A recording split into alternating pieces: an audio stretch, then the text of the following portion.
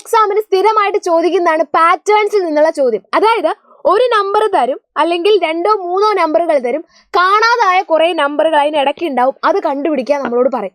സാധാരണ ഒരുമിച്ചാണ് തരാറ്. ഇവിടെ ഈ ഒരു ചോദ്യത്തിൽ ഒന്നാമത്തെ നമ്പറും തന്നു, ലാസ്റ്റത്തെ 2 നമ്പറും തന്നു, ഇടയ്ക്കുള്ള 4 നമ്പറുകളെ കാണാനില്ല. ഇവ എത്രയാണെന്നാണ് നമ്മൾ കണ്ടുപിടിക്കേണ്ടത്. വളരെ എളുപ്പത്തിൽ ചെയ്യാം.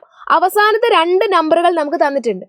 ആ 2 നമ്പറുകൾ ഉപയോഗിച്ച് നമുക്ക് എന്ത് ചെയ്യാം? ഇവർ തമ്മിലുള്ള ബന്ധം കണ്ടുപിടിക്കാം. അതായത് 15,000 മൈനസ് 14,800 നമ്മൾ ചെയ്യണം.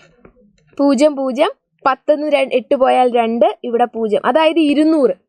14,800 കൂടെ നമ്മൾ 200 കൂട്ടിയാലാണ് നമുക്ക് 15,000 കിട്ടുന്നത്. അതായത് 2 നമ്പറുകൾ തമ്മിലുള്ള ബന്ധം എന്ന് പറയുന്നത് 200 കൂട്ടി വരുന്നതാണ്.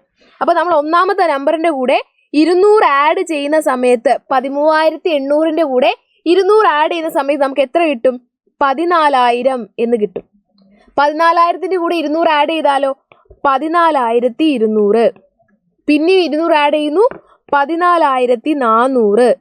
പിന്നെ 14,600. ലാസ്റ്റ് 14,800, 15,000.